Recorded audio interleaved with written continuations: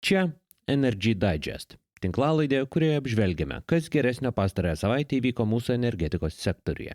Baigėsi 37-oji 2020 metų savaitė. Iš geresnių savaitės naujienų. Estų startuolis Fusebox Lietuvoje teiks paslaugos telkimo paslaugą, prasidėjo pirmasis elektros tiekėjų siūlymosi gyventojams etapas, o Litgrid pradėjo ruoštis vėjo energetikos plėtrai. Iš tokių vidutinių naujienų dėl neįvardijamų priežasčių nukeltas Karaliaučiaus izoliuoto darbo bandymas. Be visų šių dalykų, Baltijos šalys rado sutarimą dėl prekybos elektra su trečiosiomis šalimis, iš Ignalinos atominės elektrinės pradėti iškrauti pažeisti kuro strypai, o Estų Enefit Green žengė į Suomiją. Štai papunkčiui. Niekas negalės pirkti mūsų politinės valios. Jungti su europiniais elektros tinklais. Tikslas yra turėti kiek įmanoma žemesnę kainą. Их энергетическое кольцо. Это создает для нас проблемы. Baltijos šalių elektros perdavimo sistemų operatoriai šalių energetikos reguliuotojams patvirtinti pateikė bendrą tarpzoninių pajėgumų paskirstymo metodiką. Tai yra taisyklės, kuriomis vadovaujantis bus nustatomas be kitų dalykų didžiausias galimas prekybos srautas tarp Baltijos šalių ir Rusijos. Jose numatoma, kad prekyba Lietuvos ir Baltarusijos elektros jungtimis po Astravo atominės elektrinės starto nebevyks. Šios linijos pašalinamos skaičiavimuose bendrą elektros linijų pralaidumą su Baltarusija ir Centrinė Rusija, sumažinant iki 62%. Taip pat prekybai liks užverta Estijos ir Rusijos siena. Prekyba su Rusija vyks tik per Latvijos, Rusijos ir Lietuvos Karaliaučiaus pjūvius. Latvijos vyriausybė rugpjūčio pabaigoje išsakė politinę nuostatą nepirkti baltarusiškos elektros energijos. Ja pranešime pakartojo ir Estų Elering. Tačiau pateiktose taisyklėse apie tai nėra užsimenama. Elektros kilmės sertifikatų sistemos pageidavo Lietuva, siekdama rasti galimybę atskirti per Rusiją bandomą reeksportuoti baltarusišką elektros energiją. Lietuvos pusė pageidavo, kad naujoji metodika įsigaliotų tik tokią sistemą įdiegus. Anot Estijos perdavimo sistemos operatorės, ši sistema nėra pateiktų svarstyti taisyklių objektas.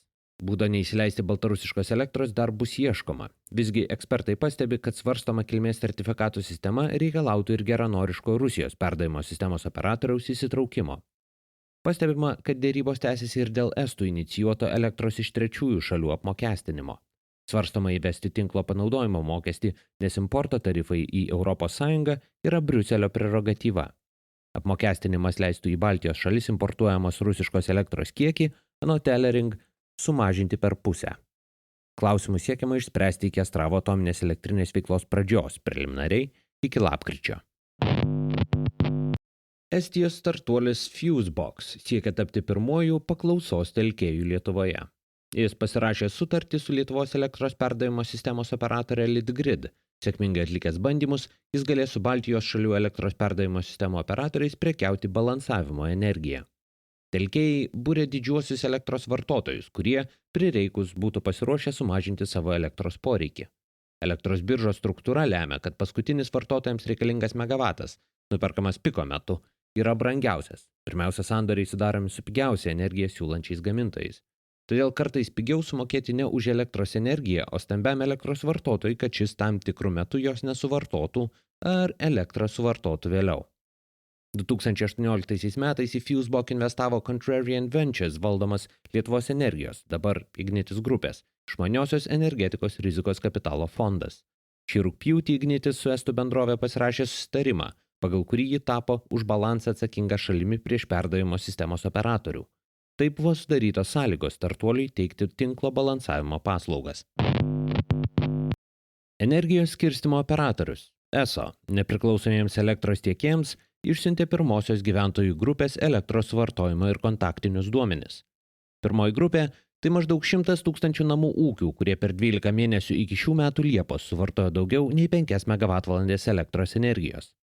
Tai yra proga nepriklausomiems tiekėjams pasiūlyti savo paslaugas gyventojams. Pastarieji nepriklausomą elektros tiekėją turi pasirinkti iki gruodžio 10 dienos, o elektros tiekimas pagal reguliuojamą tarifą jiems bus nutrauktas sausio 1 dieną.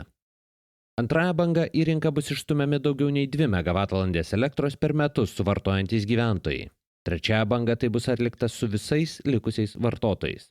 Šios bangos vyks tuo pačiu metu 2021 ir 2022 metais. Rinktis elektros tiekėją galima ir nesulaukus savo eilės.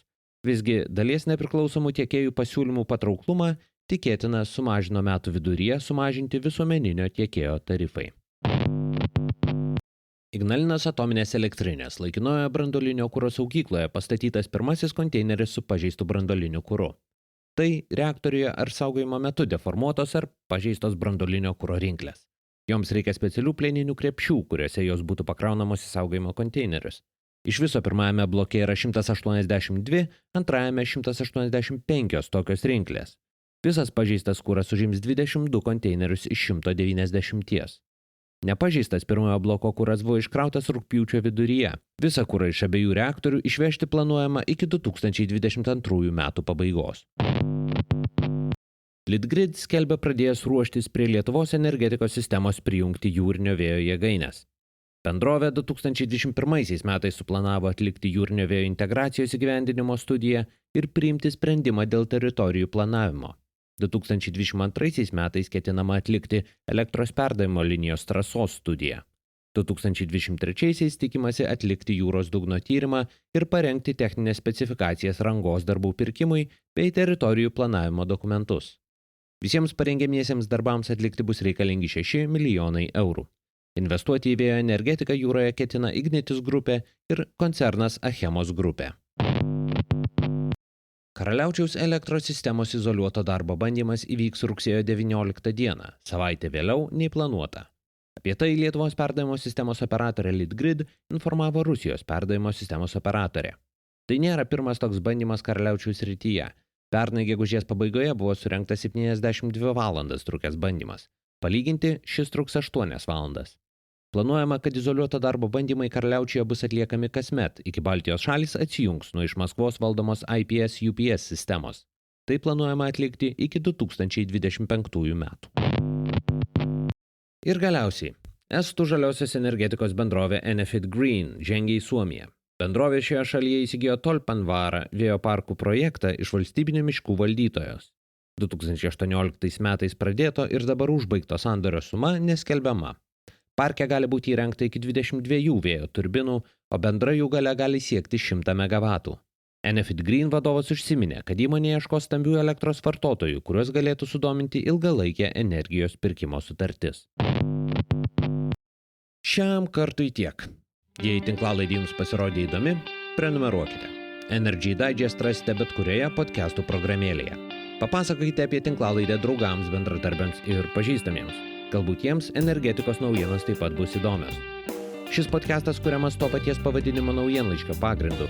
Jei mėgstate naujienas ir skaityti, o ne tik jų klausytis, laidos aprašyme rasite nuorodą, kurią sekdami galėsite užsiprenumeruoti naujienlaiškį. Kaip bene viskas šiame gyvenime, Energy Digest ilgainiui atsiduria socialiniuose tinkluose. Aprašyme rasite visas navigacijai reikalingas nuorodas. Taip pat ir į Patreon platformą, kurioje galite tapti tinklalaidės rėmėjais. Ačiū, kad klausėtės. Su jumis buvau aš, Naglis Navakas. Iki kitų kartų.